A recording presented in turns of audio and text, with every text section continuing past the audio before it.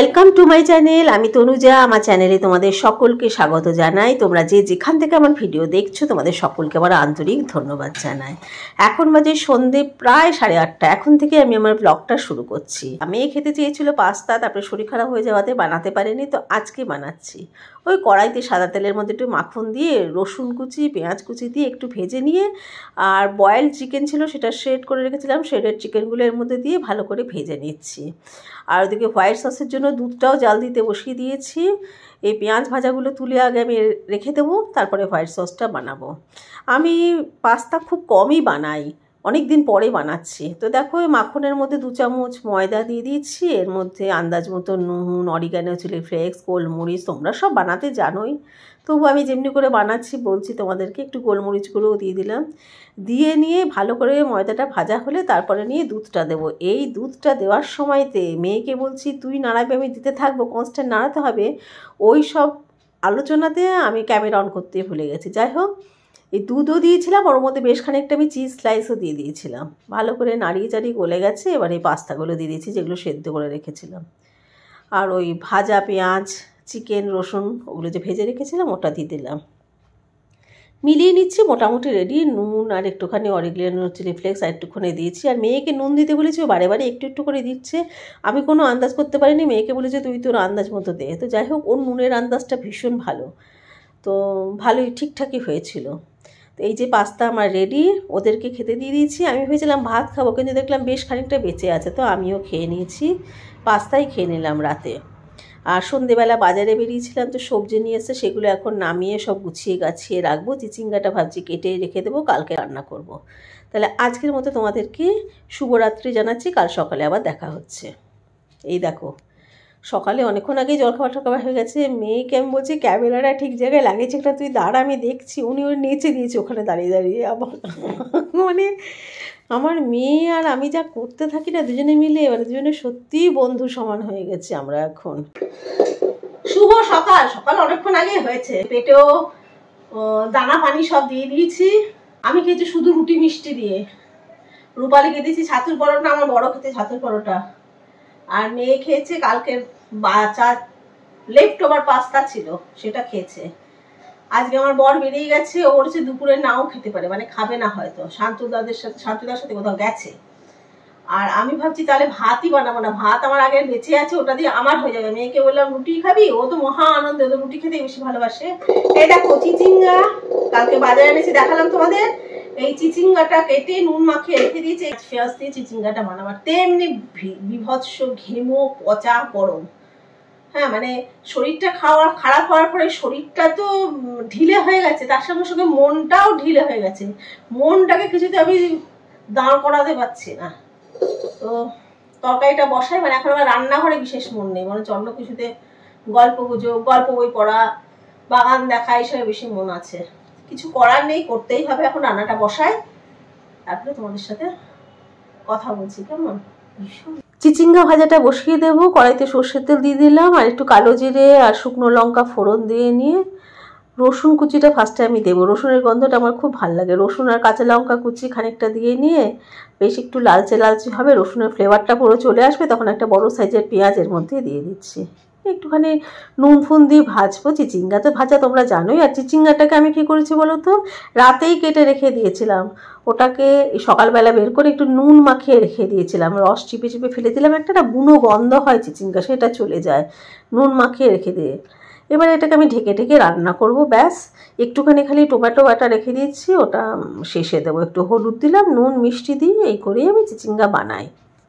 আমার দেখো কি সুন্দর লাল 9 o'clockও ফুটেছে, সাদা তো ফুটেইছে, রঙনটাও ফুটেছে। আর আকাশে কখনো বৃষ্টি কখনো রোদ, এই চলছে। তো মোটামুটি দেখো চিচিঙ্গাটা জলটা অনেকটা শুকিয়ে এসছে। টমেটো বেটে রেখেছিলাম সেটা দিয়ে দিয়েছি, শুকিয়ে গেলে নামিয়ে দেব। আর কোনো মশলা এর মধ্যে দিই না। রুটির সাথে খেতে, ভাতের সাথে খেতেও ভালোই লাগে। একটুখানি খালি ওই ভাজা মশলার গুঁড়ো দিয়ে দিলাম, জিরে ধনে শুকনো লঙ্কা ভেজে গুঁড়ো করে রাখি, সেটা দিয়ে দিলাম। চিচিঙ্গা আমার রেডি। এবারে আমি তুলে নেবো এটা বাটিতে, কাচের বাটিতে গরম করতে সুবিধা হয়। কাচের বাটি মানে মাইক্রোওয়েভ বাটিতে তুলে নেবো। এবারে না ওই মোচা সেদিন যে বাটা দেখিয়েছিল তোমাদের, আরও খানিকটা সেদ্ধ বেঁচে আছে, বিশাল বড় সাইজের মোচা দিয়েছিল। ভাবলাম কী করি না, আজকে এটা নতুন মাথা থেকে বের করলাম। কড়াইয়ের মধ্যে দেখো সাদা তেল দিয়ে একটু পেঁয়াজ রসুন বাটা, লঙ্কা বাটা দিয়ে একটু ভাজা মশলার গুঁড়ো দিয়ে কাজুগুলোকে ভেঙে নিয়ে না, আর ওই মোচা সেদ্ধের একটু আলু সেদ্ধ ছিল, সব কটাকে একসঙ্গে চটকে মেখে নিয়ে এর মধ্যে দিয়ে দিচ্ছি। এটা পুরের মতো তৈরি করছি, কোপ্তার মতো করে বানাবো ভাবছি। তো দেখো ভালো করে আমি কষিয়ে নিচ্ছি, কিন্তু কোপ্তার বাইন্ডিং কি করে করব ভাবলাম। তো ফ্রিজে পাউরুটি ছিল 1 পিস, তো সেই পাউরুটিটাকে না জলে একটুখানি ভিজিয়ে নিয়ে চটকে নিয়েছি, চটকে নিয়ে এর মধ্যে দিয়ে দিলাম, তাহলে না বাইন্ডিংয়ের কাজ করবে। কিন্তু এদিকে আবার মনে মনে ভাবছি যে ভাজবো না, তেলে ভাজবো না, বেশি তেলে ভাজা খেতে আজকাল আর ভালো লাগছে না, মানে রিচ বেশি খেতে খুব একটা ইচ্ছে করছে না। তো এই দেখো পাউরুটির এটাকে চটকে নিয়ে এর মধ্যে দিয়ে দিচ্ছি, এটা পুরো বাইন্ডিংয়ের কাজ করবে। ভালো করে এটাকে 5-7 মিনিট আমি ভেজেছি, ভেজে নিয়ে তারপরে এটাকে ঠান্ডা হওয়ার জন্য তুলে নিয়েছি। এটা আজকে আমি এই রকমভাবে আমি এই প্রথম বানাচ্ছি, অন্যান্য সময় একেবারে অন্যরকম করে করি, সেটা তোমাদেরকে আমি দেখিয়েওছিলাম একবার। যাই হোক, এটা ঠান্ডা হয়ে যায়, ততক্ষণে আমি গ্রেভিটা তৈরি করি। জিরে তেজপাতা ফোড়ন দিয়ে দিয়েছি, একটু হলুদ যেমনি দিই তেলে, নিয়ে আদা রসুন লঙ্কা বাটা, একটু পেঁয়াজ বাটার মধ্যে না একটু লঙ্কা গুঁড়ো দিয়েছি, তাই লাল দেখতে পাচ্ছ, আর একটু টমেটো পিউরি সব দিয়ে দিয়েছি, আর একটু ধনে জিরে গুঁড়ো দেবো।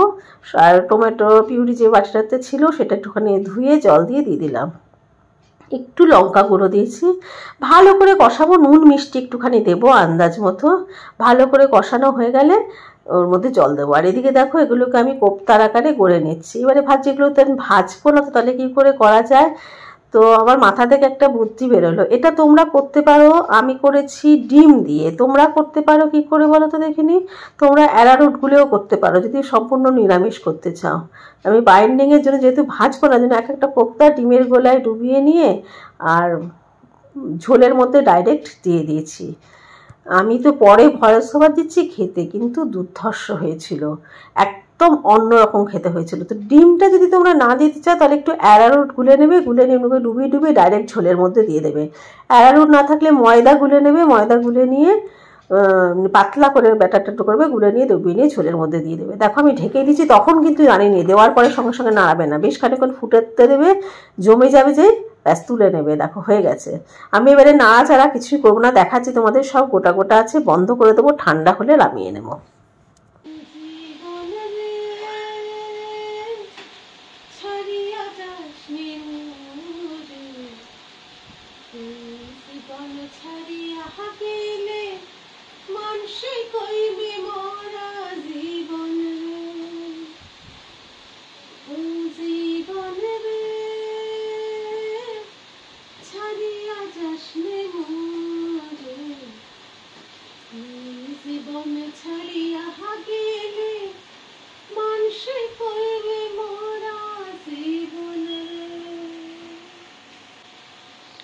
ফুরফুরে হাওয়াও দিচ্ছে, আরাম লাগছে, অনেক আরাম লাগছে।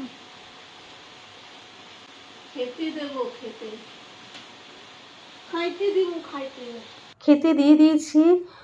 কেন ভয়েস ওভার দিতে হলো জানো তো, আমি পরে দেখছি আওয়াজটা ঠিকঠাক আসেইনি, তোমরা হয়তো শুনতে পাবে না। যাই হোক, আমার ভাত বেঁচেছিল, সেই ভাতটা আমি নিয়ে নিয়েছি, আর মেয়ে খাচ্ছে রুটি, ওই মোচার কোপ্তাটা করেছি আর চিচিঙ্গা ভাজাই দিয়ে। আর বর তো বাইরে খেয়েই আসবে, ও রাস্তা অনেকটাই দেরি হবে।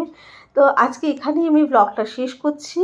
নেক্সট ব্লগে তোমাদের সঙ্গে আবার দেখা হবে। তোমরা খুব ভালো থেকো, আনন্দে থেকো, আর অবশ্যই সুস্থ থেকো, নিজেদের শরীরের খেয়াল রেখো। এখন সিজনটা ভালো যাচ্ছে না তো, আজকের মধ্যে তোমাদের সকলকে টাটা।